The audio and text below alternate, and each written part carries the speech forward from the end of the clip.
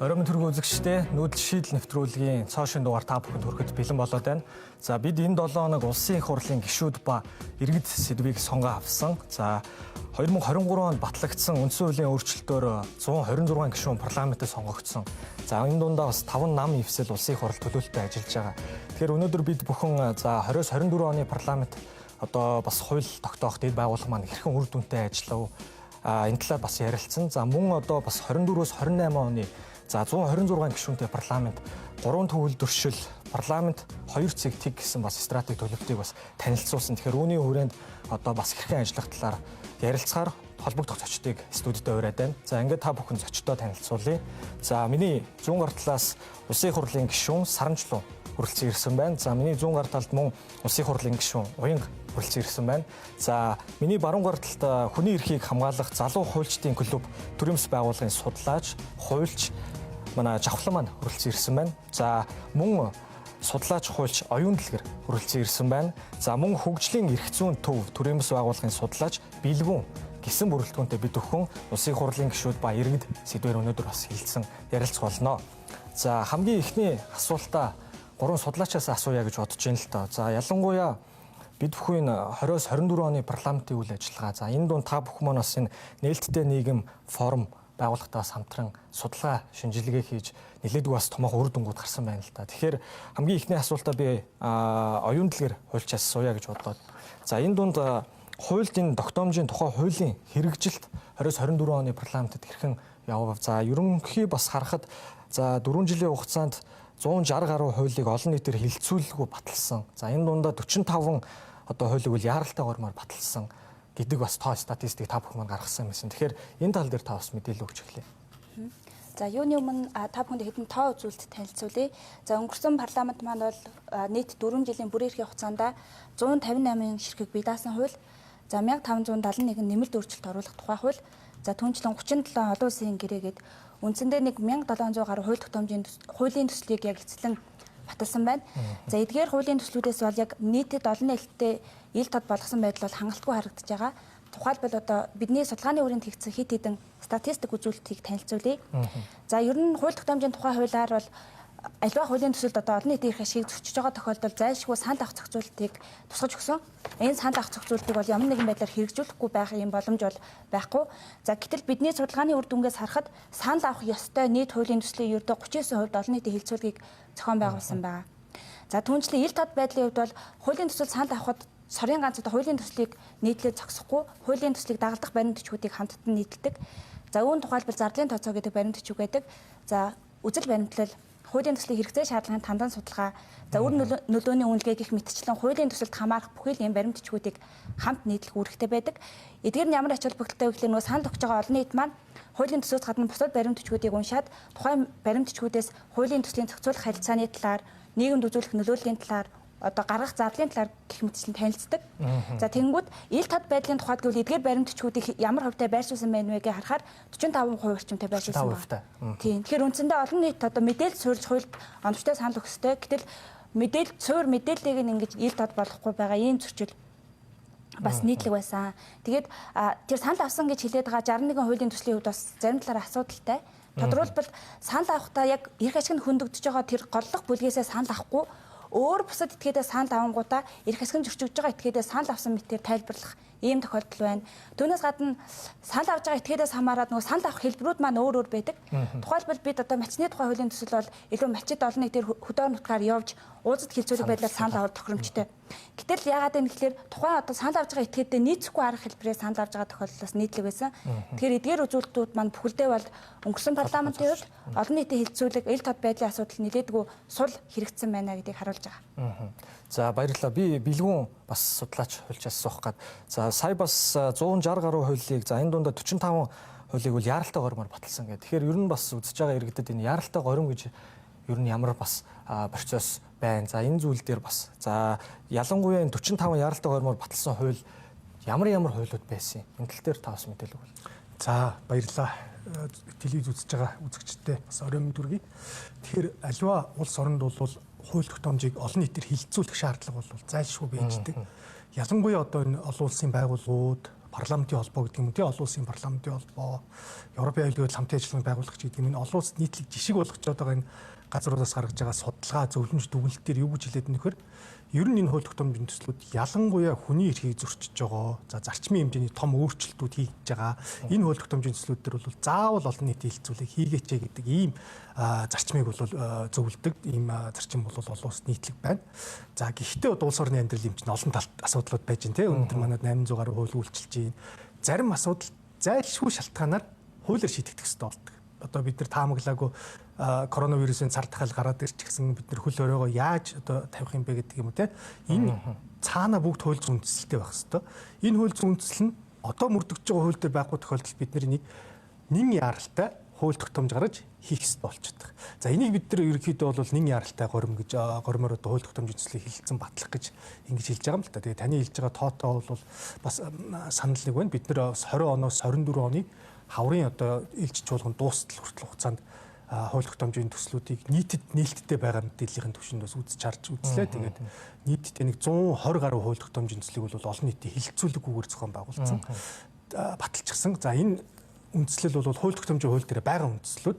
Ийм хууль тогтоомжийн төслүүд одоо эндээс хамгийн их өргөн хэрэглэгдэж байгаа нь бол энэ албан тушаалтны томилгоотой холбоотой улсын их хурлын одоо тогтоолууд байна те, сонгох томилох их хурлаас байгуулагддаг энэ байгууллагуудын албан тушаалтыг томилохтой холбоотой. За энэ асуудлууд бол ойлгомжтой. Энэ бол бас одоо олон нийтийн хилцүүлгийг тэр өргөн өрөөнд хийхгүй байж болно. За нэг яаралтай гормоор батлагдж байгаа хуулиуд бол 45 хууль байна гэж бид нар дотроос нь шүүж одоо ингэж гаргаж ирсэн байж байгаа. Тэгээ 45 гэдэг бол бас харьцангуй өндөр тоо болоо явчихж байгаа. За олон улсын энэ нийтлэг бид нар өгөөд байгаа зөвлөмж юу вэ нөхөр? Үнэхээр тэр хууль чинь яаралтай байх хэрэгтэй шүү гэж. Өөрөөр хэлбэл тухайн асуудлыг яаралтай хууль тогтоомж гаргаад шийдэхгүй бол энэ асуудал цаашаа ужгирч хүндэрч шийдэх болцоогүй төвшин төрдөг юм уу те. Ийм байх хэрэгтэй. Цаг хугацааны хувьд яаралтай байж хэрэгтэй. За хоёрдугаарт ийм хууль тогтоомжийн төслийг бол гүйцэтгэх хэрэгтлийн байгууллага бас улс орныхоо одоо өдөр тутмын үйл ажиллагааг хариуцж байгаагийн хувьд бол за энэ хууль тогтоомжийн төслийг яаралтай батлахгүй болохгүй нэ гэдэг энэ санаачлыг гаргах бүр эрхэн тэнд байж байгаа. За энэ дагуу бол хууль тогтоомжийн төслийг өргөн мэдүүлэх ёстой гэдэг. Энэ за энэ зохицуулт бол манай хууль тогтоомжийн хууль, дэгийн хуулиуд дээр бас байж байгаа. За гэтэл энэ 45 хуулиудаа бид нар ингээд хараад үзэхээр дотор нь үнэхээр одоо цаг хугацааны хувьд яаралтай байсан уу гэдэг хуулиуд, эргэлзээтэй хуулиуд гараад ирж байгаа. Жишээ нь одоо аялал жуулчлалын хууль гэж бид нар ярьж байгаа чинь аялал жуулчлалын хуулийг би буруу санаагүй бол 10 сард өргөн мэдүүлээд дараа оныхын 5 сард батлагдсан байж байгаа ч гэдэг байхгүй. За яаралтай гормыг яагаад яаралтай гормыг өргөн мэдүүлдэг юм гэхээр хууль тогтоомжийн хууль, дэгийн тухай хууль дээр үндэсний эдийн засгийн аюулгүй байдлыг хангах чиглэсэн хууль тогтоомжийн төслийг нэг яаралтайгаар өргөн мэдүүлээд батлана гэдэг энэ зохицуулалт үйлчилж байгаа. За үндэсний эдийн засгийн аюулгүй байдал гэдэг нь бас их өргөн үрээтэй ойлголт. Энэ дотор гадаад худалдаа орж байгаа, төсөв санхүүгийн салбарын аюулгүй байдал орж байгаа, интеграц, эрчим хүч гэдэг ингээд үндэсний эдийн засгийн аюулгүй байдлын үзэл баримтлалынхаа дагуу их өргөн үрээтэй ойлголт болчоод энэ дотор ингээд олон тооны хуулиуд бас тухайн цаг үед үнэхээр яаралтай байсан уугүй юу. За дээрэс нь бас олон нийтийн шүүмжлэлийг дагуулах үз, хүний эрхийг хүндөхүйц олон хуулиуд энэ дотор батлагдаж гараад байгаа нь одоо өөр асуудал дагуулж байгаа юм л та. Ковидын хуулийг бид нар одоо нэг жишээ авсан, ковидор жишээ аваад ирэх юм бол ковидын хууль маань үнэхээр тухайн цаг үед яаралтай байсан уу? Яаралтай байсан. За цар тахалтай холбоотойгоор ингээд хилцүүлэггүй баталж исэн. Гэтэ дотор нь хүний эрхийн зөрчил. Одоо бид нар төрийн албан агчийн сонгон шалгуулалтыг зогсооцсон хуулийн залтынд явж байгаа байхгүй. Тэгээ бид нар ингээ 1600 гаруй төрийн албан агчийг бас сонгон шалгуулалтгүй ковидын хуулиар томилчжээ гэх төрийн албан зөвлөл маань судалгаа тооцоо мэдээлэл гаргаж ирсэн тийм. Энэ хугацаанд бол бид нар үнэхээр сонгон шалгуулалтыг зохион байгуулах боломжгүй хэмжээнд цар тахлын хэмжээнд байсан үгээр бид нар өөр олон нийтийн арга хэмжээ зохион байгуулж исэн, ээлж сонгуулиудаа бид нар хийж болж исэн тийм. Гэх мэтчлэнгээр ингээд энэ дотор бол бас ярих зүйлс олон байгаа. За дараагийн эсвүүдээр бас илүү дэлгэрэнгүй ярилцъя гэж бодож байна. За чавлан хуульчаас бас асууя гэж. За сая бас хүний эрхийн зөрчилтэй хуулиудын талаар бас ярьлаа. Тэгэхээр яг одоо хэрэгжиж байгаа энэ хуулиудад хүний эрхийн зөрчилтэй ер нь хэдэн хууль байна? Үүн дээр бас та бүхэн маань дүн шинжилгээ хийж бас гараагүй. За ялангуяа ямар зөрчлүүд дийлэх нь бас байна вэ? 2020 оны байдлаар нийтдээ Монгол улсад бол 880 гаруй хуулиар хүчин төгөлдөр үйлчилж байна. За тухайн 80 гаруй хуулийн 318 хуулийн нийтдээ 810 заалтанд нь тодорхой хэмжээнд хүний эрхийн зөрчилтэй заалтууд тусгагдсан байна гэдэг дүгнэлтүүдийг манай судалгааны багаас гарч байгаа. Өмнөх 21 онд хийгдсэн хүний эрхийн судлаачдын судалгааны багаас ч бас гарч байгаа. Мөн Улсын хурлын дараа амар асгалан маань ажлаа авсныхаа дараа хүний эрхийн үндэсний комиссад ажиллах үеэс энэ тоогоос хэлсэн байна. Тэгэхээр хаана бол хүний эрхийн зөрчилтэй хуулийн заалтууд бол батлагдаж байгаа гэдэг бол хүлээн зөвшөөрсөн тийм агуулгатай байна. За тэгтэл хууль гэдэг чинь өөр яг юу юм бэ гэхээр сайн манай судлаачдын маань хэлсэн хүний үндсэн эрх хэрэгжүүлэг хангах баталгааг бүрдүүлэх үндсэн хэрэгсэл шүү дээ. Гэтэл энэ хүний эрх хэрэгжүүлэг баталгааг бүрдүүлэх үндсэн хэрэгсэл нь өөрөө хүний эрхийг зөрчиж байгаа гэхээр энэ лог гэдэг ингээ алдаатай зүйл болж байгаа. Тэгэхээр ийм зүйл бол байх ёсгүй. Тийм учраас манайх энэ судалгааг бол нээлттэй нийгмийн байгууллагын дэмжлэгтэйг орол хийж гүйцэтгэсэн байна. За манай судалгаанаас сонирхолтой үр дүнгууд их юу вэ гэхээр манай судалгааны хамрах цаг хүрээ бол 2023 оны 1 сарын 1-ээс 24 оны 6 сарын 31-ний хүртэл жил ахсын хугацаанд яг улсын хурд өргөн баригдсан батлагдаагүй шүү. Батлагдаагүй нэг тийм чухал шүү. Гол нь өргөн баригдж байна гэж чинь тодорхой шаардлагыг хангаад өргөн баригдаж байгаа гэсэн үг шүү дээ. Өргөн баригдсан 135 хуулийн зөвхөн 31-д нь хүний эрхийн нөлөөлөл үнэлгээ хийсэн байна гэж. Тэгэхээр энэ 30% одоо нийт одоо өргөн баригдаж байгаа хуулийн 30% хүрэхгүй хуулийн төсөлт нь хүний эрхийн нөлөөлөл үнэлгээ хийж байгаа. За үнэлгээ гэдэг нь өөр юу юм бэ гэхээр тухайн хуулийн энэ заалт хүний эрхэд эргэж нөлөөлж болно, сөрөж нөлөөлж болно. Тодорхой хязгаарлалтыг бий болгож болно, хязгаарлалтыг бий болгохгүй ч магадгүй. Энийг ядаж ингэ судлах хэрэгтэй. Тэгэхээр үндсэндээ жил ахсын хугацаанд батлагдж байгаа хуулийн 30 гаруй 30 хүрэхгүй хувьд нь л энэ судалгаа хийгдэж байна. Үлдсэн одоо үндсэн хувьд нь л энэ судалгааг хийгдэхгүй байна. Одоо сайн яаралтай гормоор ч юм уу те өөр бусад асуудлаар огт судалгаагүй ингээд хуулийн төслүүд маань орж ирж байгаа нь өөрөө одоо хууль тогтоомжийн тухай хууль заасан хуулийн төслөлд судалгаан цорьсон байх ёстой гэдэг үндсэн зарчмыг хангахдаггүй байна л гэдэг төгөлтөрч байна. Бас тэрийгээ дагаа хүний эрхийн зөрчлүүд бас гарч ирж байна. Судалгаандаа суурилахгүй учраас хүний эрхийн зөрчлүүд маань тооцоолоогүй зөрчлүүд маань гарч ирээд байна. Тийм байна. За бид 20-24 оны парламентын нэлээдгүй бас томоохон дүн шинжилгээнүүдийг танилцууллаа. За одоо хоёр гишүүнээсээ за 126 гишүүнтэй болох нөхөө шинэ бас парламентод за та хоёр маань бол хамгийн бас анхудаа шинэ гишүүдээр сонгогдсон. За тэгэхээр яг ерөнхийн хууль тогтоох үйл ажиллагаанд өмнө нь бас гадна талаас нь харж исэн байх. За яг бас дотор нь ороод ажиллахад юу ажиглагдчихэв.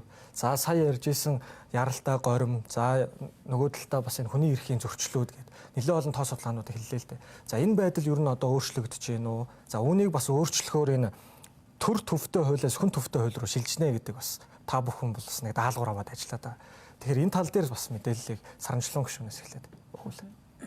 За миний хувьд яг одоо энэ судлаачдаа санал нэгээр өмнө нь ингээд хүний эрхийн зөрчилтэй байна гэдгийг дандаа дуу хоолой болж ярьдаг ийм одоо судлаач хүн байсан. Одоо багш хүн. Одоо ч гэсэн яг ингээд хичээл заагаад оролцож байгаа. Гэхдээ яг тэр үед харж ирсэн одоо байр суурь яг өөрөө дунд нь ороод ингээд ажлын хоёрын хооронд бол бас нэлээд том одоо зөрүүтэй асуудлууд байна л да. Жишээлх юм бол одоо би мэргэжлийн хуульч одоо биш учраас тэр хууль тогтоомж боловсруулна гэдэг нь өөрөө ямар олон үешттэй байдгийм бэ?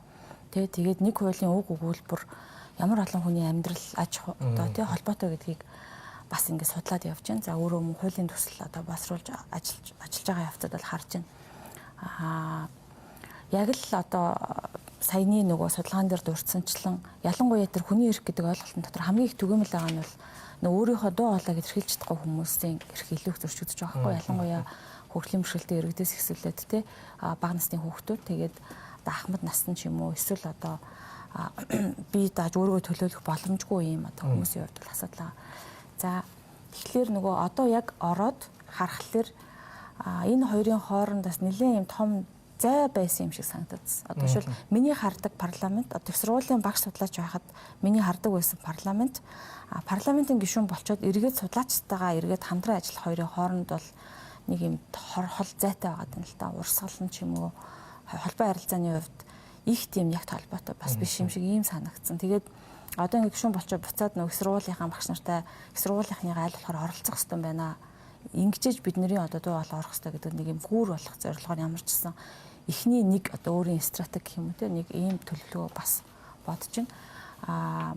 Гэтэл нөгөө судлаачийн нүдээр харахаар судлаач нар бол одоо аливаа асуудал чинь тодорхой зорилго тавиад судалж байгаа шүү дээ. Одоо энэ хоёр хүчин зүйл хоорондын хамаарлуудыг үзээд энэ хоёрын хооронд хамаарлаа нүгөө энийг яах вэ үзэж байгаа.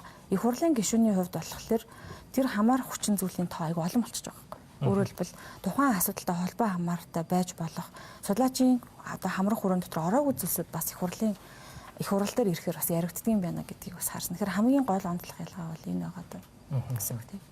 За баярлалаа. Уян гишүүнээс бас за сая бас намрын чуулганаар за яг бас гишүүн болоод за хууль тогтоох үйл ажиллагаанд оролцоо ажиллаж байхад ер нь сая намрын чуулганаар хэдэн хууль хэлэлцсэн бас батлав.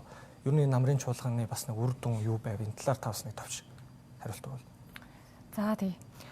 2024-с 28 оны улсын их хурлын сонгуул холимог тогтолцоогоор явагдаад тэрний 48 гишүүн нийгмийн төлөөлөл болоод нэг тийм салбарын төлөөллүүд бол улсын их хурал дээр бол гишүүнээр ажиллаж байна. Тэгээ тэрний нэг нь бол би уулуурхаан салбарыг төлөөлөд орж ирсэн ийм хүн. Тэгээ бидний хил заншснаар бол чагсаалтаар орж ирсэн гэд тэ.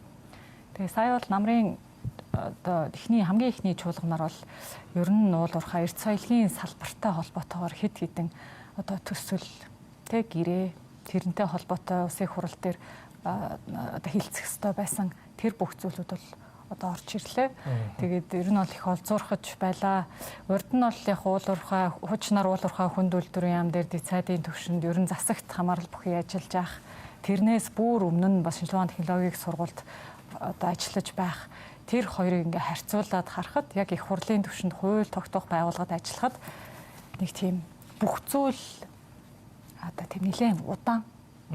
Одоо засаг дээр бол ингээ хуулиа хэрэгжүүлээд явж байгаа байгууллага бүтцийн хувьд бол яг хэрэгжилтээ шууд мэдрээд явах энэ боломж нь бол гүйцэтгэх засаглалын хувьд бол байж хахад их хурлын гишүүнээр ажиллахад бол ингээд асуудлаа мэдээд байна. Гэхдээ түрүүний манай хуульчдын хэлдгээр олон судалгаануудыг тэр бүх зүйлүүдийг хийхэд нь хугацаа ордог байна гэдгийг бол нэлээд одоо сайн ойлгож байгаа. Тэгээд сая судлаачдын хэлсэн статистикуудыг сонсоход тийм баярлаж хүлээж авах юм юу ч байхгүй. Тэгээ нэлээд санаа зовсон, одоо бүх юм судалгаанаар үндэслэн байх ёстой байтал тэрэнгүүгээр орсон хуулиуд байна гэд энэ том судалгааны материалыг бол гишүүдэд өгөх хэрэгтэй гэж бодож байна. Тэгээд 2021 онд сая манай жавхлан хуульч те.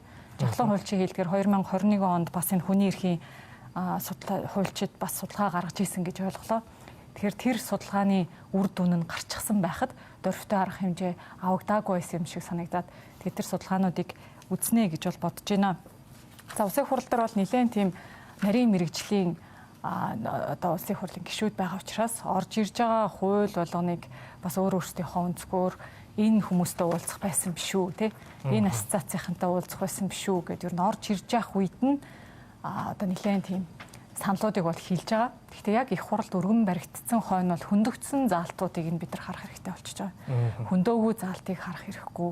Тэгэхээр яг засаг дээр байх хугацаа хин хаана өргөн барьж тэнд нь нэлээд сайн хурц ажиллах тийм шаардлагатай юм шиг одоогоор бол санагдаж байна. Тэгээ сая ямар хуулиуд ороо гэдэг чинь миний онцолж хэлэх хууль бол цөмийн энергийн тухай хууль. Энэ дээр бол бид нар ашигт малтамлын тухай хууль дээр байх ёстой байсан. Тэр цэцрэг гэдэгт ашигт малтамлын нөөц ашигласны төлбөрийг зохицуулж өгсөн. Тэгээд олон улсын хөндлөнгийн байгууллагын бас гүйцэтгэх тэр хяналт шинжилгээнийхэн талаар бас оруулж өгсөн ийм хууль бол батлагдсан. Тэгээ мэдж байгаагаар төсвийн 25 оны төсөв бас 2 ч удаага орлоо тий. Тэгэхээр улсын хурл шинээр сонгогдсон гишүүний хувьд бол 4 удаа л улсын төсвөө баталдаг бол тэ тодтолтойгоо нийлээд тэгэнгүүт бид нар бол нэг намрын чуулганаар бол 24 оны төсвийн тодтолтыг оруулж байгаа. 25 оны төсвийн хууль гэх ингээд нэг хэд удаа бол орлоо. Яг зөвөр одоо энэ их хурал дээр 126 гишүүд гээд тоон ихсчихсэн нарийн мэргэжлийн гишүүд ороод ирчихсэн учраас одоо айл болох саяны ярьсан өмнөх 20-24 онд гарч исэн алдаа дутагдлыг давтахгүй байх дээр анхаарах ёстой гэж бол үзэж байна. Тэгээ энэ дээр яаж одоо иргэдийнхээ оролцоог хангах ёстой байх нь энэ дээр санал солилцуулах зүгээр нь удаан яриад байж магадгүй ганцхан зүйлийг хэлчихье. Одоо ингээд цөмийн энергийн тухай хууль дээр ч тиймтэй ингээд яг одоо өөрөө энэ уулуурхаан салбарт ажиллаж исэн хувь төрд ажиллаж исэн хүний хувьд одоо өөрийнхөө сошиал суугаар дамжуулаад иргэдээсээ саналаа хэлнэ үү те цөмийн энергийн тухай хууль яг явагдаж байна. Парламент дээр ингээд тавигдсан байгаа. Гэхдээ ийм зүйлүүд дээр саналаа чөлөөтэй хэлнэ үү гэд тавихад ер нь бол санал баг ирэхгүй байгаа шүү. Тэгэхээр бүгдээрээ нэг тийм хилүүл сонсноо те хилүүл бас энийг хүргэх төвшөнд нь хүргэнэ гэдгээ иргэдтэй бас таад байна ойлгуулахад ч гэсэндээ хамтарч ажиллавал их сайн байх байхаа. За баярлалаа. За яг сая бас голгол зүйлүүдийг хэлж байгаа. За ерөнхийд нөгөө энэ одоо 24-с 28 оны парламент маань бол төлөөллийн ардчлалыг нэлээд төгсөн бэхжүүлж. За ялангуяа олон ургалж үзэлтэй байгаа учраас олон талаас нь бас гишүүд маань харж байна л та. Тэгэхээр за яг сая бас таны хэлдэг шиг иргэдтэй одоо бид дараагийн хэсэгтэр хэрхэн мэдээлэл хүргэх ёстой, хэрхэн санал гомдлыг авах ёстой гэдэг талаас нь ярина. Тэгээд өнөөдөр нүүдэл шийдэл нэвтрүүлэг маань улсын хурлын гишүүд ба иргэд сэдвийн хүрээнд ярилцж байна. Хэсэг завсарлаад 2 дугаар хэсгээр уулзъя. Бүх шинэ хэрэглэгчтэй 66 ГБ хугацаагүй датаг тэг төгрөгөөр өгөхөр боллоо. Ондоо цэгийн мэн бүртгүүлээд аваарай. 45 сая хүртэлх төгрөгийн орон сууц процессын зээлээ чухал үедээ. Payon. Монголд өсгсөн хөлдөөгөөгүй шинэхэн дахианы махтай. Wow! Mom's touch. Дэлхийд шоколадны чанарыг бэлэг болон бусад гэж хоёр ангилдаг. Бэлэгчүүд шоколадыг 400-ны турш урлаж байна. Бэлэгт урлав. Бианка.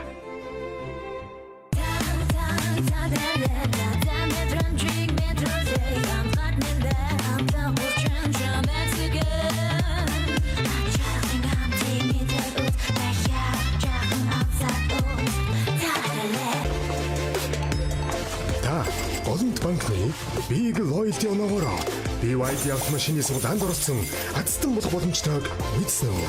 Таны тогтмол хэрэглээ бүрийг урамшуулах Big Loyalty хөтөлбөр. Олонт банк.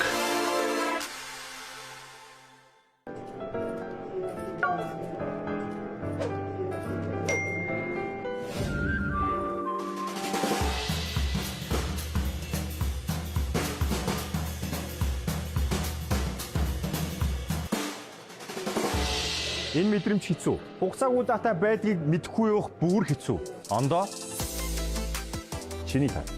Бүх шинэ хэрэглэгчтэй 66 ГБ хугацаагүй датаг тэг төгрөгөөр өгөхөр боллоо. Ондоо цэгийн мэн бүртгүүлээд аваарай. Цунаа тосыг хэрхэн үйлдвэрлэдэг вэ? Будааны хамгийн шимт хичээлтэй хэсэг нь хэвэг болон үрэндээ байдаг. 100 кг будааны хамгийн өндөр шимтэй үр болон хэвгнээс ердөө 1 литр тосыг гаргаж явдаг. Япон тос цунаа 45 сая хүртэлх төгрөгийн орон сууц процессын зээлээ чухал үедээ. Payon. Бүх шинэ хэрэглэгчтэй 66 ГБ хугацаагүй датаг тэг төгрөгөөр өгөхөр боллоо. Ондоо цэгийн мэн бүртгүүлээд аваарай. Нүүдэл шийдэл нэвтрүүлэг өнөөдөр улсын хурлын гишүүд ба иргэд сэдвийн хүрээнд ярилцж байна. За 2 дугаар хэсэгт жавхлан хуульчаасаа эхлээ асуултыг асууя. За сая та бүхэн маань бол хууль тогтоох байгууллагт за бас энэ парламентд гарч байгаа судалгааны хүрээнд алдаа мадгийг бас хэллээ. Тэгвэл за сая бас нөгөө гишүүн ч гэсэн хэллээ. Сошиал сувгаар бас тэр өргөн барьж байгаа хуулийн талаарх мэдээлэл өгдөгөө. За мөн ди парламентын талаар ч гэсэн ярьлаа. Тэгэхээр ерөнхийн хуулийн төслийг захимаар санал авах дээр ямар асуудлууд үүсэж байна? Энэ тал дээр за та бас хариултыг өгвөл. Хуулийн төслөөр захимаар санал авахтай холбоотой гэх юм бол яг захим дээр бол ди парламент, лав форум, legal info гэсэн 3 сайт бол байж байгаа. Хууль тогтоомжийн төслөөр санал авч байгаа. Гэтэл яг тухайн яг санал нь ингээд санал авахаар хуулийн тавигдж байгаа боловч яг санал авах хэмжээнд тухайн иргэдийг идэвхжүүлж гин үү, саналын өгүүлэх хэмжээнд өөр одоо хүртээмжтэй байна уугүй гэдэг асуудал. Одоо чинь одоо хууль судлаачид л яг энэ 3 сайт руу орж одоо санал өгдөг гэдгийг мэдчихэж байгаа. А яг энгийн иргэдээс очоод та хуулийн төсөл улсын хурлын гишүүд хуулийн төсөл боловсруулж чад яг яаж санал өгөх вэ? Та тэр арга мэдгүй гэхэд бол их иргэд бол мэдгүй байна. Тэгэхээр энийг тодорхой хэмжээнд улсын хурлын хамгийн газраас ч юм уу эсвэл олон нийтийн байгууллага тэгээ судлаачид маань нийлж нэгдэж байгаад тухайн иргэдэд та ийм боломжоор хууль танд ийм боломжууд заасан байна. Хуулийн төслүүд ийм газар ингээд тавигд юм а. Та энэ санал авах боломжтой гэдэг байдлаа. Саналын авах энэ ажиллагааг хэрэгжүүлэх ёстой болов уу гэж байна. Оюун дэлгэрийн хуульчаас за хууль өргөн барихын өмнө за процессын үе шат дээр иргэдээс санал авж байгаа байдал за ялангуяа ил тод мэдээлэл хүргэх байдал дээр ямар бас асуудлууд гарч байна вэ? За энэ олон нийтийн ил тод байдал за энэ санал авахтай холбоотой асуудал эргээл нөгөө цахим гэдэг системийн шийдэлтэй холбогдож байгаа. Яг тэгэхээр нөгөө мэдээлэл технологийн хөгжилтэй холбоотой зөвхөн Монгол улс гэлтгүү дэлхийд даяараа энэ цахим системийн шийдлийг хууль тогтоох ажиллагааны салшгүй хэсэг болгоод хэрэгжүүлж байна. За манай улсад бол яг практик дээр хэд хэдэн ноцтой асуудлууд байна гэж харсан. Тодорхойлбол одоо хууль санаачлагч бүр өөр цахим хуудас ажиллуулж байгаа. Тэгээд бидний судалгааны үр дүнгээс харахад Монгол улсад одоо 20 гаруй цахим сайтаар олон нийтийн саналыг авч байна. Яагаад ийм олон байна гэхээр жишээлбэл улсын хурлын тамийн газар дангаараа 3 цахим сайд ажилладаг. Үүнээс гадна засгийн газар 16 яамдын цахим хуудас байна. Ерөнхийлөгчийн цахим хуудас байна. Тэр бүхэл төрийн байгууллагын цахим хуудасаар хүртэл хуулийн төсөл санал авах тохиолдол байдаг. Жишээлбэл хөрөнгө оруулалтын тухай хуульд одоо шинжилсэн найруулга маань эдийн засгийн яамны сайтн дээр биш харин худалдаа хөрөнгө оруулалтын газрын сайтн дээр байх жишээ нь. Тэгээд хамгийн том асуудал нь юу вэ гэхээр эдгээр 20 сайтн дээр хуулийн төслийг байршуулахдаа харилцаа эдгүү форматаар за бүрдүүлбэрийн хувьд дутуу, санал авах хугацааны мэдээлэл байхгүй ийм нийтлэг зөрчлүүд байгаа. Хамгийн гол нь санал авах заавар гэдэг ийм баримт бичиг одоо эсвэл вижа ч юм уу тийм мэдээлэл байршуулсан ердөө 2 сайт байгаа. Бусд нь бол ингээд ямар нэгэн заавар мэдээлэл байхгүй ийм асуудлууд байна. Тэгэхээр энэ түүнчлээ одоо хуулийн төслийг аль нэг сайтад байршуулж байгаа талаар бол иргэд тэр болон хайх юм боломж байхгүй. Энэ өөрөө цаг хугацааны хувьд маш их зардалтай ийм зүйл байдаг. Тэгэхээр судалгааны үр дүн маань юу гэж гарсан бэ гэхээр ер нь ерөнхийн нэг том сайт байх шаардлагатай юм байна. А бусад сайтууд дээр хуулийн төсөл байршиж болно. Энийн зорилго нь юу гэхээр хуулийн төслийг илүү сурталчлах, олон талаас мэдээлэл авах боломжийг хангах, хамгийн гол нэг нь одоо цөм байдлаар ажиллах хэрэгтэй юм байна гэдэг зөвлөмж гарсан. За түүнээс гадна энэ цахимаар санал өгөх хүмүүс одоо коммент байдлаар санал үлдээдэг. Тэгэхээр энэ цахим саналыг харгалзаж үзэх энэ асуудлыг бас нэлээд хуцтай авч үзэх. За хуулийн төсөл, хууль эсвэл одоо засгийн газрын аргачлалд цахим саналыг хэрхэн харгалзуу үзэх вэ гэдэг талаар тусах шаардлагатай гэж харагдчихсан. За баярлалаа. Бэлгүүн хэлжээс. За сая бол цахимын шийдлэр одоо хэрхэн бас санал өгөх талаас ярьлаа. За цахимаар жишээ санал өгөх боломжгүй ч юм уу. За одоо хот хөдөөгийн бас байршлын ялгаатай байдлаас за мөн одоо олон улс гадаадад бас амьдарч байгаа иргэд ч юм уу нээлттэй энэ бол. Тэгэнгүүт энэ тал дээр бас хэрхэн яаж анхааран ажиллах ер нь боломжтой. Сая бас нэг жишээ хэлжсэн малчтын тухай хуулийг баталгаад бол жишээ нь малчттай санал солилцсон одоо уулзалт хилцүүлэг хийгдээгүй шүү баталдаг ч юм уу гэдэг. Тэгэхээр энэ тал дээр та бас мэдээлэл өгвөл. За тэгэхээр бид нэр хууль тогтоомжийн хууль дээр олон нийтийн санал авах олон хэлбэрүүдийг бид нар заасан байгаа тийм. Тэгэхээр тэр зорилттой чиглэлийн тэр хүмүүс маань хэрхэн санал авах юм бэ гэдгийг бид нар бас яг тэр арга юунд нь таарсан зорилт бүлэгтээ таарсан хэлбэрийг зохион байгуулах шаардлагатай болчихдог. Бидэд яг үндсэндээ бол энэ олон нийтэд нээлттэй байх, хууль тогтоомжийн төслийг боловсруулж байгаа, өргөн мэдүүлж байгаа, баталж байгаа явц нээлт хэр зэрэг нээлттэй байна вэ гэдэг одоогийн бидний төвшөнд ажиллаж байгаа жишээ нь улсын хурлын хамгийн газраас ажиллаж байгаа 3 одоо цахим хуудсын хэмжээнд нээлттэй байгаа мэдээлэлүүдийг шүүгэл үзэж байгаа юм л та. Тэгээд үнэхээр одоо манай судлаач нарын хэлж байгаа зүйлс бас үнний ортой байна.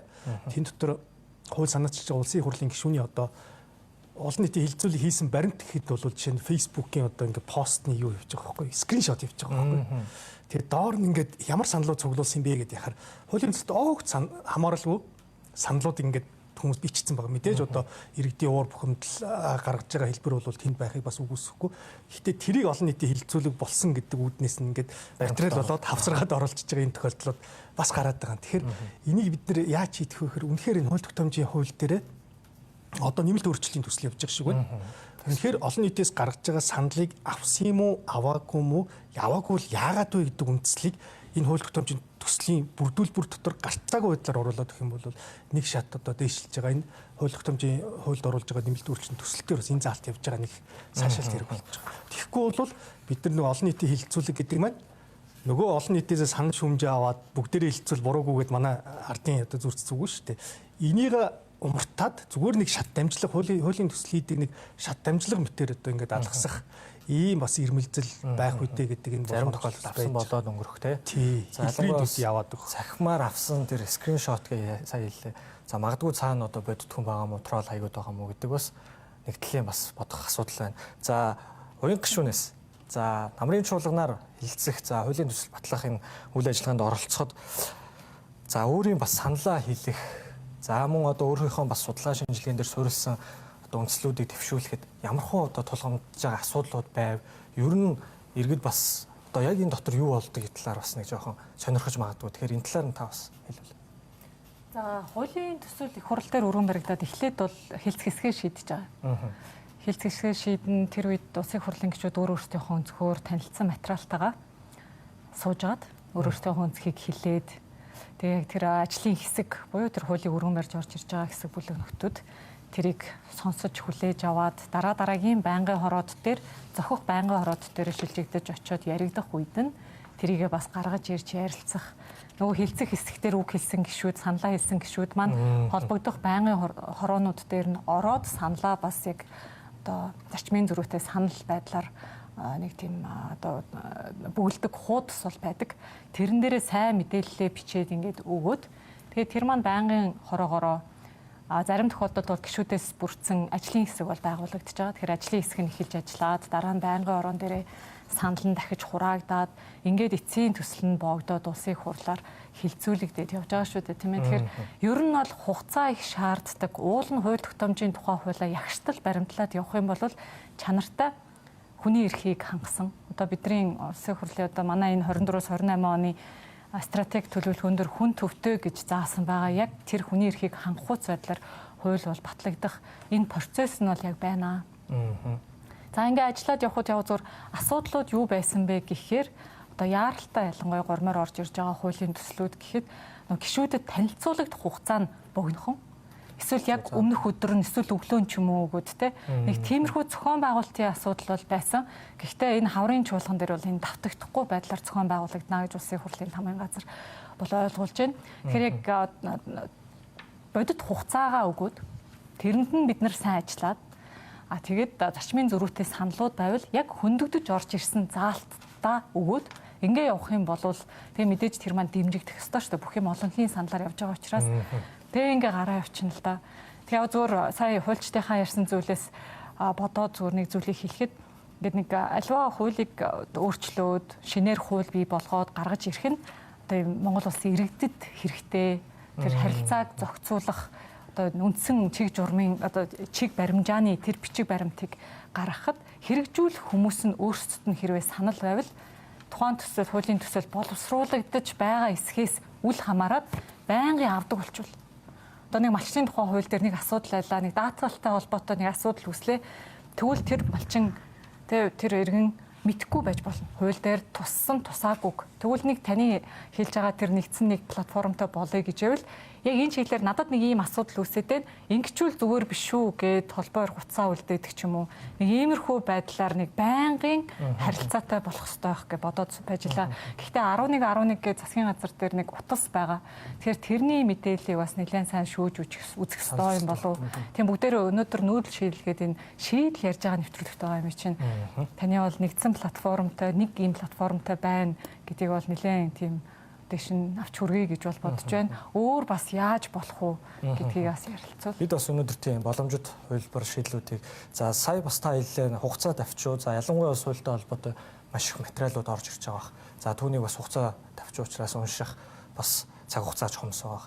Тэгэхээр яг энийг ямар шийдлэр одоо энэ хаврын чуулганаар шийднэ гэж тавс хэллээ л дээ. Тэгэхээр ямар шийдлэр ерөнхий шийдэхээр яригдж байна. За мөн эдгээр бас асуудлууд, саналуудыг ер нь хэн шийдвэрлэх ёстой байдгийг. За Монгол Ардын намын бүлэг дээр дөнгөж өнөөдөр систем танилцуулагдаж байна л да. Монгол Ардын намын гишүүдэд намын бүлэг гэдэг аппликейшнээр дамжуулаад холбогдох мэдээллийг цаг тухайд notification байдлаар ирүүлээд бид нэг ингээд цаг алдахгүй дижитал хэлбэрээр файлтайгаа танилцах. Хажуугаар нь бас нэг гишүүдийн ажлын албатад хүрэгдэг. Тэгээ тэр нь бас хамтдаа явна гэж бол танилцуулагдаж байна. Энийг бол дэвшил гэж харж байна. Бас өмнө нь сая намрын чуулганаар яригдаад бидний гомдлоод байсан зүйлүүдийг нэг дор шийдэж байгаа ийм арга хэрэгсэл гэж харж байна. За улсын хурлын тамгын газар яг улсын хурлын тэр одоо дарга дид дарга нар зохион байгуулалтын тэр ажлыг бол хийх ёстой. Манай нарийн бичгийн дарга бас байна. Тэгэхээр тэрнтэй холбоотой олон гишүүдээс бол санал гараад очсон. Тэгээ ямар тач одоо энэ хагас энэ 4-р 5-дахад гашуун сухад ганц модны чиглэлийн тэр төмөр замын холбоотой гэрээг сойрхон батлах тэр төсөл бол өнөөдөр жишээ нь өнөөдөр нэгд өдөр те хилцэглээ байнгын хороо биш намын бүлгийн хурлаар. Тэгэхээр ямар тач цаг тухайд нь материалаа бол авчлаа. Тэгээ цаашдаа яг энэ төлөвлөлтөө хадгалаад л явуул хэрэгтэй байна.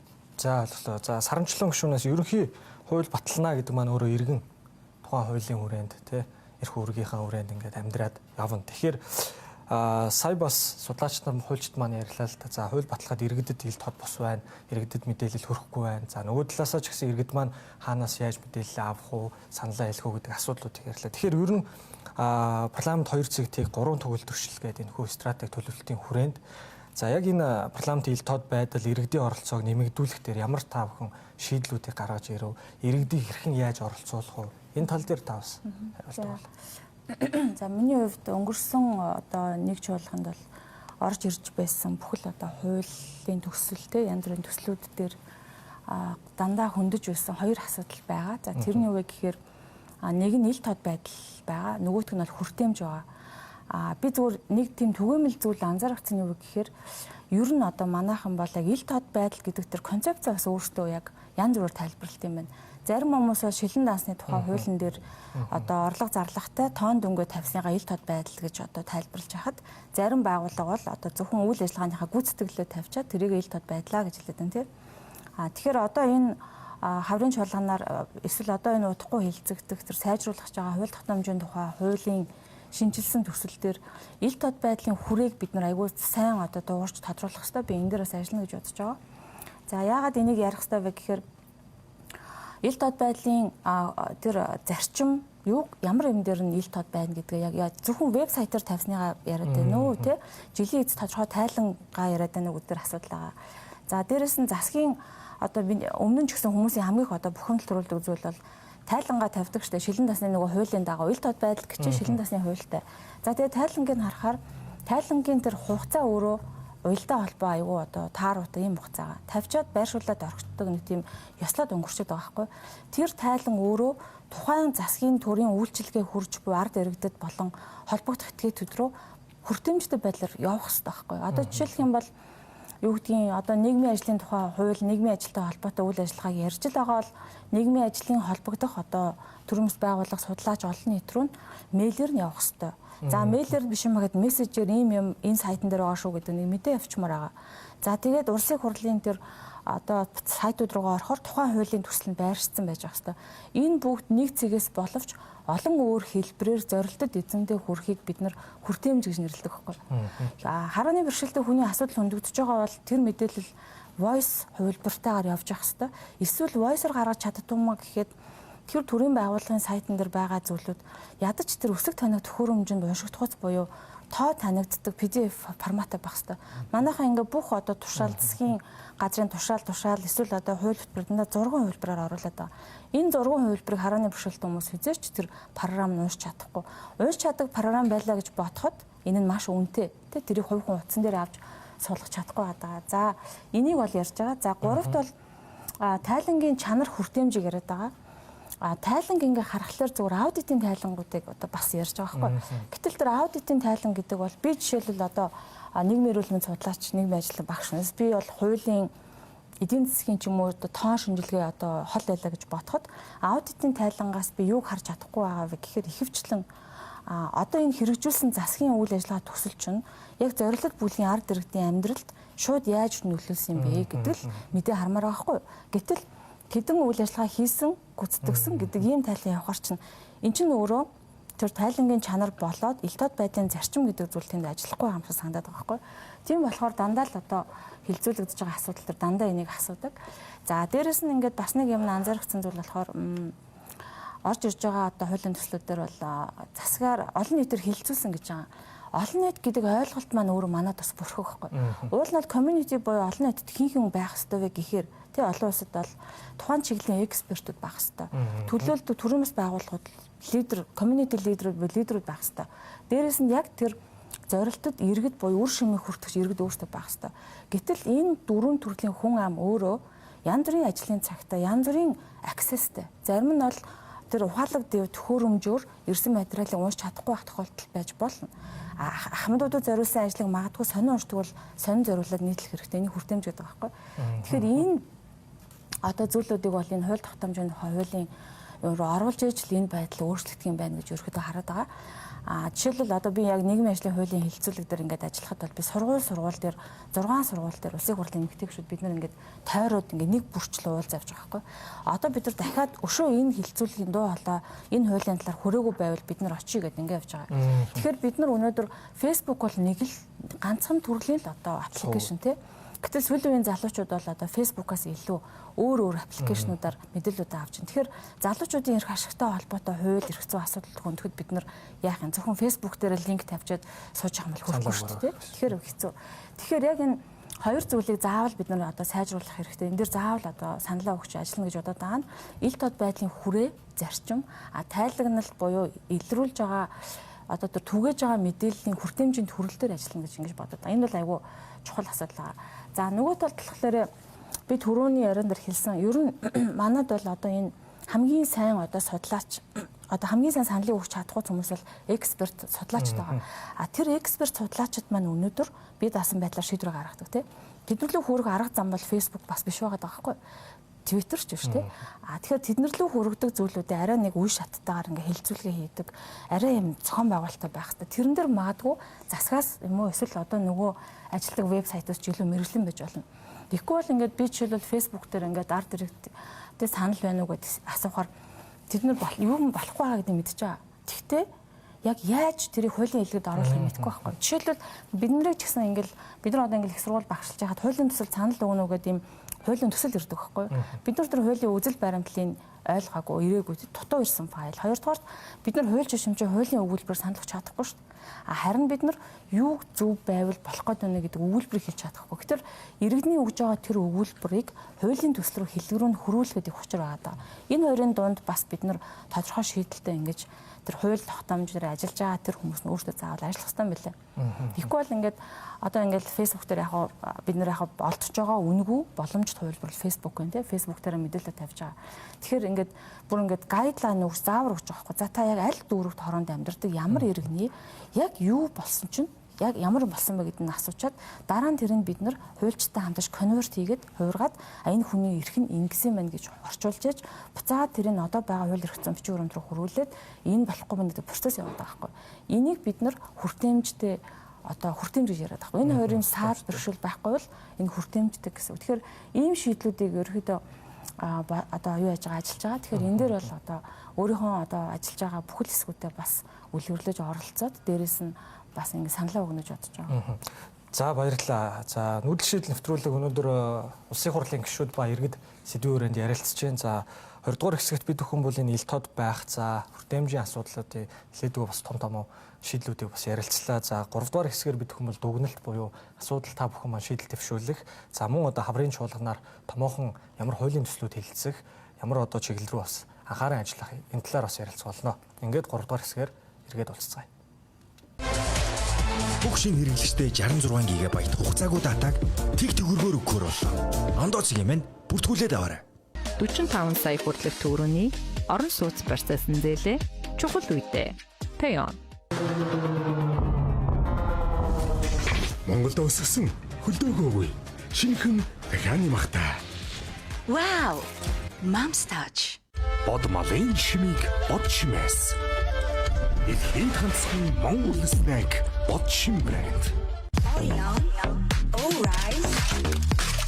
Original. Hadata body. Alright. Таны компьютер гацсаар л байна уу? Тэгвэл шинжлэх цаг нь болжээ. 3 дугаар сард BSP-гээс гар утас компьютер болон дагалдах хэрэгсэл худалдан авбал 300 мянган төгрөг хүртэлх ваучер бэлгэлж байна.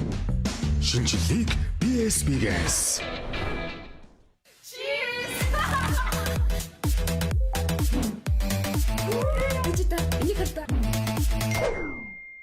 Юу юм?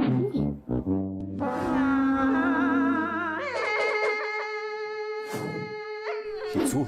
Наад мэдрэмж чинь хэцүү. Хугацаагүй дата байдгийг мэдгүй явах бүрч хэцүү. Ондоо чиний тал. Бүх шинэ хэрэглэгчтэй 66 ГБ хугацаагүй датаг тэг төгрөгөөр өгөхөр боллоо. Ондооцгийн мань бүртгүүлээд аваарай.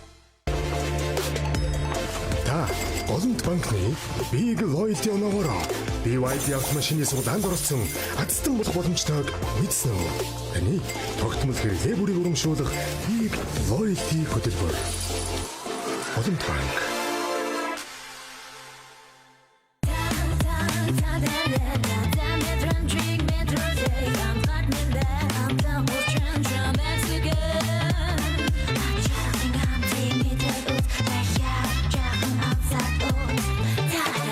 Дэлхийн эрүүл мэндийн байгууллагаас хүн өдөрт дунджаар 200 г жимс хэрэглэх ёстой гэж заасан байдаг. Монгол хүн өдөрт дунджаар 28 г жимс хэрэглэдэг бай. Харин та 200 г нөхсөн үү? 18 төрлийн жимсний нухаш. Тим бар. 45 сая хүртэлх төгрөгийн орон сууц процессын зээлээ чухал үедээ.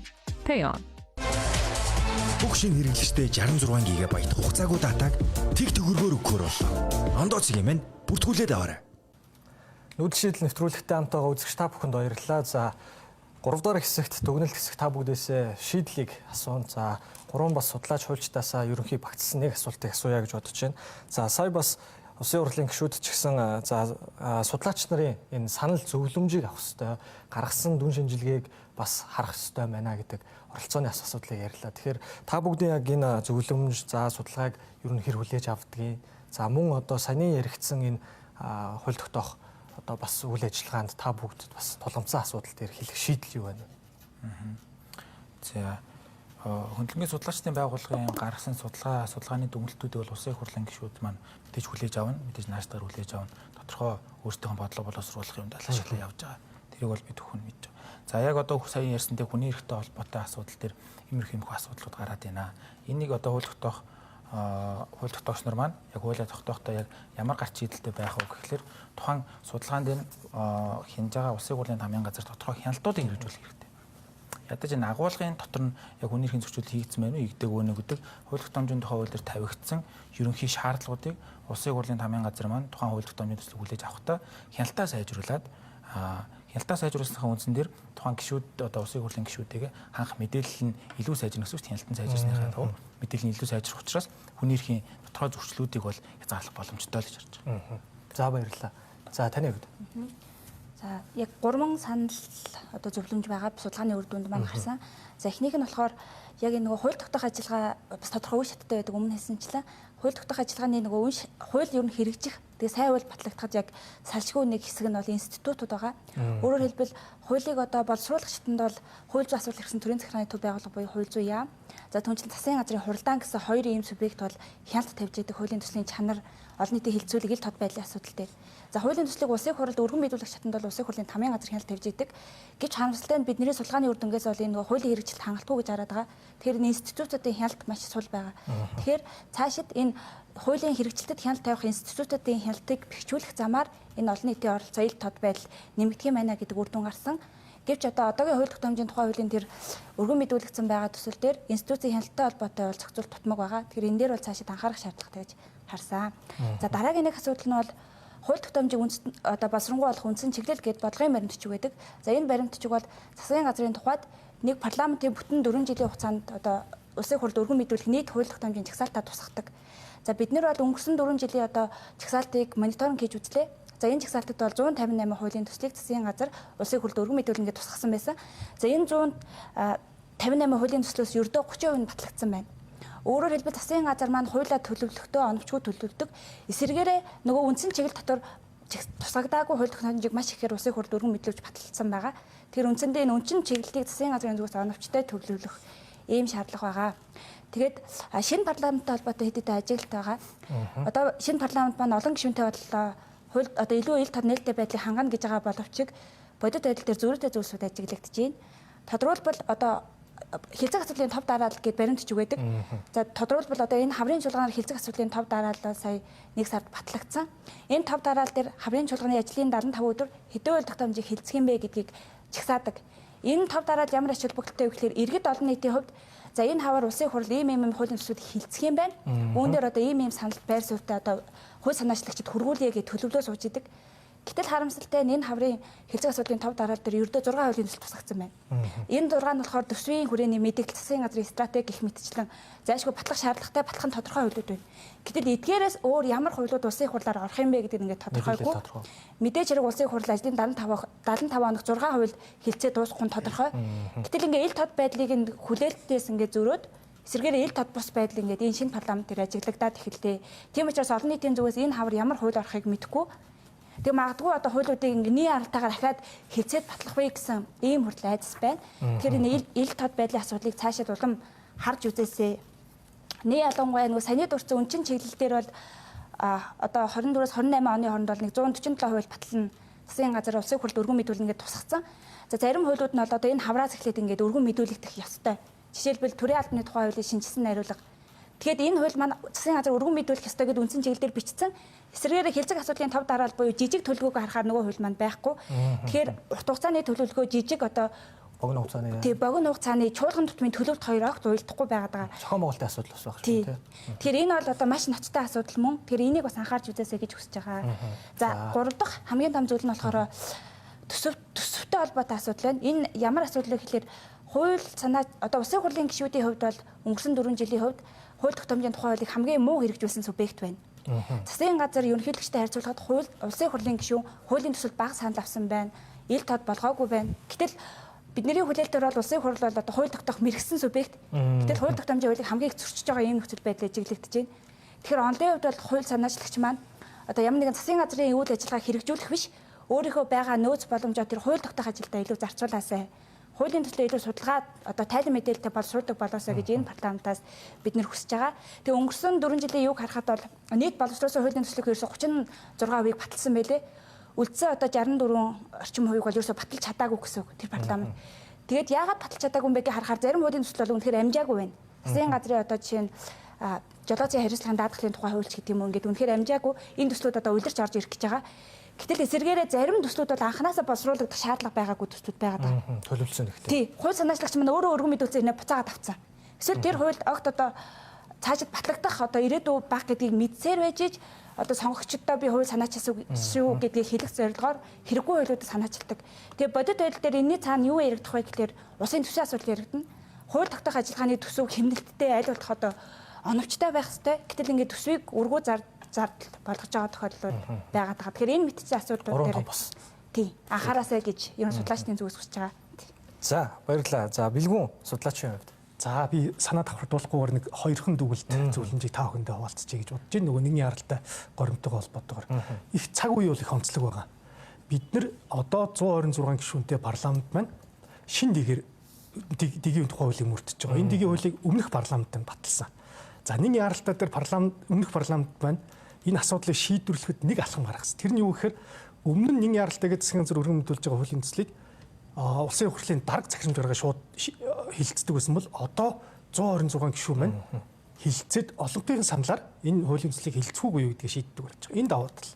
126 гишүүн маань энэ хуулийн төслийг хилцэхтэй холбоотойгоор би бол нэг богино нулан цаашдын одоо дунд хугацаанд гэдэг юм уу одоо санал байгаа юм л та. Үнэхээр одоо богино хугацаанд яаралтай ороод ирж байгаа хуулиуд дээр үнэхээр үндэсний эдийн засгийн аюулгүй байдалтай холбоотой нүггүй юу гэдгийг сайн одоо нэгтэлж үздэг байгаасаа гэж ингэж хүлээлт байж байгаа. Тухайлбал өмнөх одоо судалгааны дүнгээс харахад эдийн засгтай холбогдлого. Гэхдээ хүний эрх хэмжээлийг хөндөж байгаа хуулийн төслүүд байгаа байхгүй одоо төгсрөлийн хууль дээр чинь энэ нэг аралтайгаар ороод батлагдчихсан байж байгаа шүү дээ. Тендерийн хууль дээр бид нар зарим тендерийн үе шатыг алгасаад хялбарчлах зорилготой юм заалт орж ирээ тэрний их хурлын чуулган дээр одоо унжижсэн байх жишээтэй тийм ийм зүйлс байна уу гэдгийг бас нэг нэгтэлж үзэж байгаарэ гэдгийг зүйлийг хүсэх гэж байна. За хоёрдугаарт энэ ер нь хөлтэй нэг яралтай биш бус хууль дээр ч гэсэн дагаж орж байгаа хуулиуд дээр бид нар бас дагаж орж байгаа хууль маань үндсэн одоо нөө бие даасан хуулийн төсөл тэрийг л хэрэгжүүлэхтэй холбоотой заалтууд байх хэрэгтэй байтал огт өөр заримдаа бүр шинэ хуулийн төсөл ингээ гаргаж байгаа тохиолдлууд гараад байгаа. Энийг бас нэгтэлж үзэж байгаа ч гэдэг ийм саналыг бас гаргаж байгаа. А ер нь зүгээр цаашдаа олон улсад бид нар зөвлөж байгаа зүйлс юу вэ нөхөр ер нь нэг яралтай орж ирж байгаа хууль тухайн нэг яралтай асуудлаа хэлэлцэл зогсох хэрэгтэй. Тэрнээс цааш үргэлжилж одоо нийгмийн харилцааг тогтвортой зохицуулах гэж байгаа бол олон нийтийн хилцүүлгээ хийгээд орж ирээрэй гэдэг нэг зөвлөлт. Тэгэхээр энэ нэг яралтайгаар орж ирж байгаа хуулиуд болж игэл энэ асуудлынхаа хүрээнд тодорхой хугацаанд хэрэгжээд өөрөө дуустдаг байх. Эсвэл бол парламент өөрөө энэ хууль маань батлагдчихлаа 6 сар болчлоо гэдэг юм уу те энэ хугацааны дараа энэ хууль маань ямар үр дагавар үүсгэж вэ гэдгийг парламент өөрөө хяналт жалгалтайгаа чимэргүүрэнд хяндаг нэг юм тогтолцоо бас шинээр гаргаж ирүүлэх зүйтэй гэж зөвлөд байгаа. Өөрөөр хэлэх юм бол энэ хууль маань хинт хэрхэн яаж үйлчлвэ? Ямар төсвийн хөрөнгө мөнгийг зарцуулж байгаа энэ хууль дээр гэж. Энэ тийм бол бид нар хяналт жалгалттай явдаг болчихж байгаа. Ийм одоо зүйлс дээр бол бас санал зөвлөмж байна. За баярлалаа. За гурван судлаачийн бас санал зөвлөмжүүдийг нэлээдгүй сонслоо. За одоо уянгаа гишүүнээс эхлээд за та хоёр маань бас товч хариулж өгөхийг бас хүсье. За хаврын чуулганаар за шинэ үеийн парламент 2 цэгтийг буюу 3 төгөлдрөшлийг хэрхэн бас хэрэгжүүлэн ажиллах гэж байна. За ер нь бас ямар томоохон хуулийн төслүүд өргөн баригдах гэж байна. Энэ талаараас та хоёр маань багтсан нэг асуултанд хариулахыг уйгшмаас. За энэ хаврын чуулганаар ашигт малтамлын тухай хуулийн шинжилсэн найруулга өргөн баригдана гэсэн хүлээлттэй байна. Жуулдэр эрт соёлын яамн дээр өмнөх жилүүдэд ажиллаж байхдаа боловсруулсан төсөл бол байдаг. Тэгээ тэр маань бас одоо сонсохнээ бас тодорхой хэмжээнд өөрчлөгдөх магадлалтай байна. Гэхдээ сайн өөрийнхөө үзэж байгаа судлаач нартайгаа ярьж агаад одоо дэвшүүлж байгаа саналуудаа авч гарахын төлөө тэр мэдээллүүдийг зөвхөн төвшөнд нь хүрэхийн төлөө бол ашиг малтамлын тухай хууль дээр ажиллана. За би өөрөө бол яг байгалийн ухааны салбарын бас судлаач хүн. Тэгээд усны тухай хууль дээр бол ажиллаж байна. Тэр одоо 3 төгөлдрөлтөйгөө холбоод ярих юм бол ундны цэвэр усаар одоо хангагдах эрх бол бид бүгдийн одоо эрхээ. За энийг хэрэгжүүлэх ёстой үндсэн хууль нь бол усны тухай хууль байна. Тэгээ усны тухай хууль маань хэрэгжээд 13 жил болж байгаа. Харамсалтай нь яг ундны цэвэр усыг ирж хайж олох чанарыг нь судлах хөрөнгө оруулалт санхүүжилтийн талаар ямар ч харилцаа тэнд байхгүй. Тэгэхээр одоо Монгол Улсын нутаг дэвсгэрийг 100% гэж үзэх юм бол газрын доорх усны судалгаа жишээ нь 17% хүрэхгүй. Тэгтэл яг тэнд нь зарцуулах ёстой санхүүжилт нь жил болгон ямар нэгэн индексээр орж явах ёстой юм уу? Тэгээ тэр мэдээллүүдийг одоо тэр бүх судалгаануудыгаа оруулаад усны тухай хуулиа сайжруулах дээр бол ажиллаж байгаа. Тэр өнөөдөр бол яг энэ нэвтрүүлгийн хүрээнд 3 судлаачдтай нэлээд тийм суурь мэдээлэлтэй хуульчдтай уулзж байгаад бол маш их баяртай байгаагийн нэг зүйл нь одоо 3 төгөлдрөшлийн тэр хүний эрх, тэр хүн төвтэй байлгах ундны устай холбоотой хилцүүлгүүдээ сайн хиндэ гэж бодож байна да. Тэгээ одоогоор бол яг үзэл баримтлал дээр улсын хурлын гишүүний хувьар яг хууль өргөн барихад үзэл баримтлал өөрөө батлах хэвээр. Тэгэхээр тэрэн дээрээ бол сууж байгаа. Тэгээ ажлын хэсгийг бол ахалж байгаа байхгүй. Тэгээд ундны усны ер нь эрх Монгол улсад иргэдэд ер нь хэр одоо яг хангагдаж байна уу гэдэг дээр сая өнгөрсөн намрын чуулган дээр ажилласныхаа дагуу усны тухай хуулийг бол ингээд өргөн барина. Тэгээ энэ дээр бас өнөөдрийн нэвтрүүлгийг үзэж байгаа иргэд холбогдоод саналуудаа сайн өгөөрэй гэж бол хүсэж байна.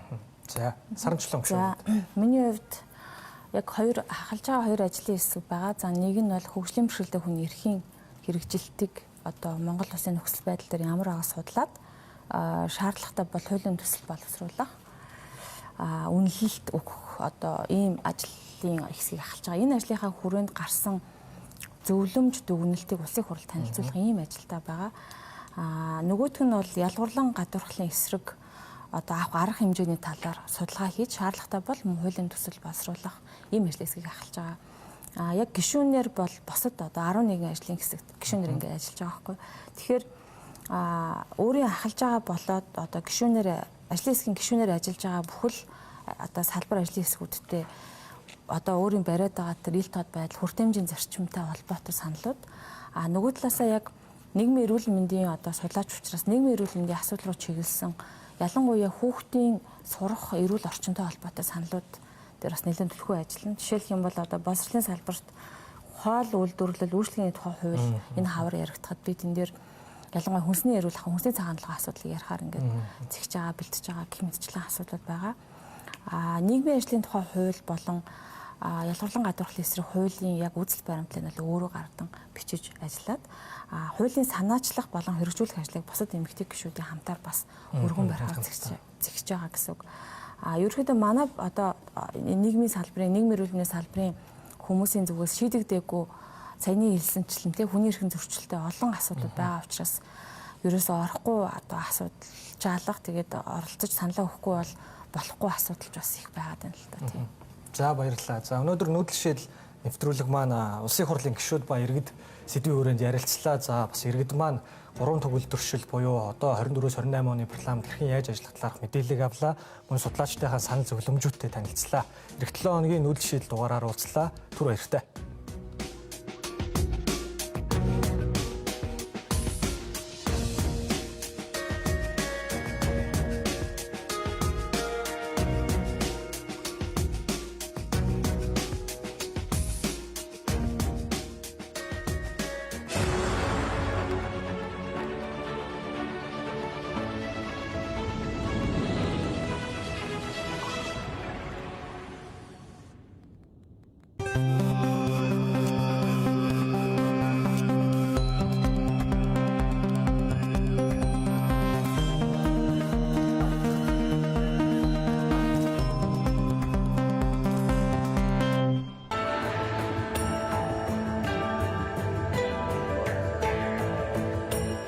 үзэгчтэй мигмар гарагийн өнөө өглөө хөтөлбөрийн 7 цагаас танилцуулах болно. Бидний хамгийн ихний сэдв бол эрүүл мэндтэй холбогдож байна. Тэр дундаа Улаанбаатар өвчин гэж аягүй болох. Мөн дээрээс нь хэрхэн өрсөн сэргийлэх талаар зөвлөгөө мэдээлэл үзэгч нааданд өргөх болно. Харин дараагийн сэдв бол бид уран бүтээлчийг онцолж байна. За уран зургийн саяхан үсгэлэн